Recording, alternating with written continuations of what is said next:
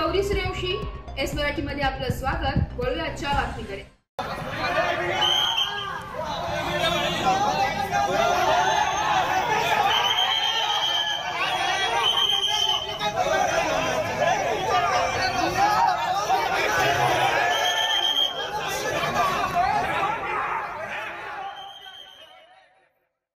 नाशिकमध्ये सध्या चाललं तरी काय, एका खुनाचा उलगडा होत नाही तोच दुसरा खून झाल्याची घटना समोर आली आहे। नाशिकमध्ये दिनांक 25 सप्टेंबर रोजी सातपूर भागातील श्रमिक नगर येथे गाडी व्यवस्थित चालवता येत नाही का अशा किरकोळ कारणावरून जगदीश वानखेडे याच्यावर धारदार चाकूने मारून त्याची हत्या करण्यात आली होती।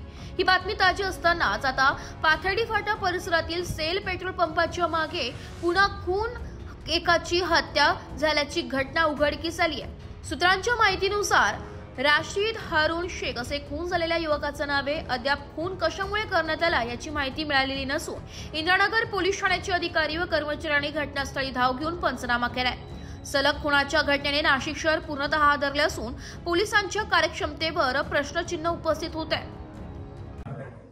इंद्रानगर पोलीस ठाण्याच्या हद्दीमध्ये आज दुपारी एक खुनाचा प्रकार घडलेला आहे। त्याच्यामध्ये मयत नामे राशीद खान याचा त्या ठिकाणी पूर्ववैमनस्यातून काही इस्मांनी त्या ठिकाणी एका कॅफेमध्ये खून केलेला आहे।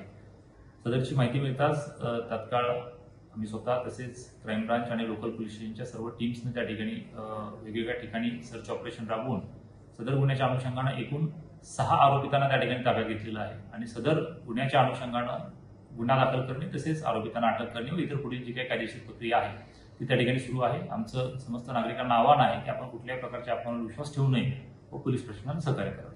धन्यवाद। एस मराठी न्यूज साठी नाशिक शहर प्रतिनिधी नाशिक।